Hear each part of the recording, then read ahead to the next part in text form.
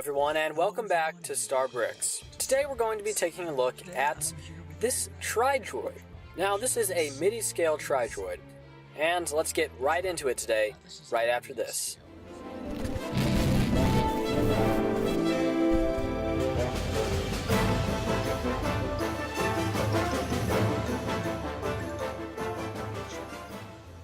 So here we are back with the TRI-DROID.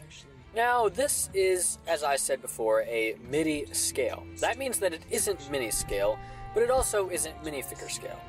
While this isn't exactly accurate in the Star Wars universe, it works well, I think, and we can certainly still enjoy. If we put this droid down here by the legs, you're going to see about how big this thing is. It is about 2/3 of the size it should be, as pieces and the structure of it would get very fragile if I made it any larger, especially the legs. When we look at this, we're going to see a few different features that I have included. First, you're going to see the round spinning head on the top. This can of course spin 360 degrees all the way around. You can either spin it at the top or using the crank at the bottom. Also, these guns can twist a little bit. They can twist about 180 degrees from one side to the other. I don't know why you want to do this, but if you did, it can do that. However, the guns cannot move up and down. That's one drawback.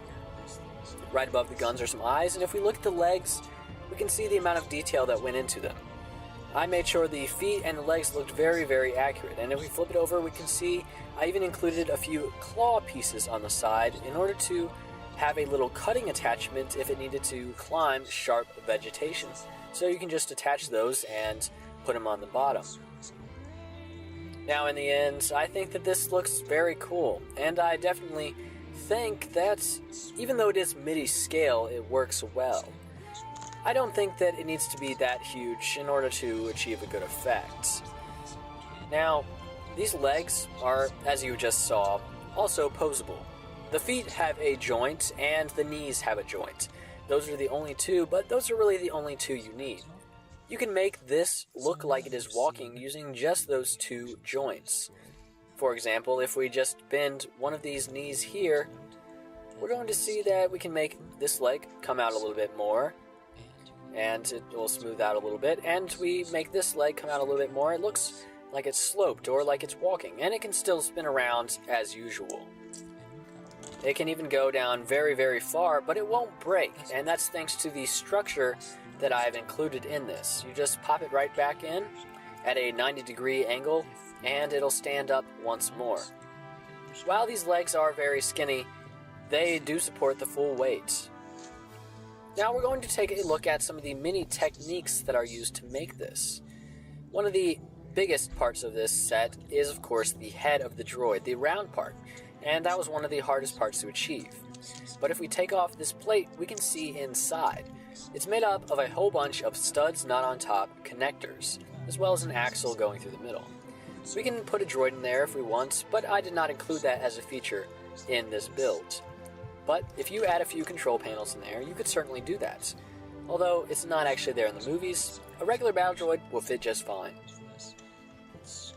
Now as we just put this on, we can see that if you would like to build this, it's quite easy actually. You see 4 of these sides are repeated, and 3 of the legs are repeated, 3 of the guns, and the only thing that you mainly have to build is really the center section with the axle, as it comes up and goes to the top. That's all you really need to do. Besides that, if you want instructions, be sure to leave a comment down below, and I can get right on making those. If you do use this, remember to give credit where credit is due. Until next time, this has been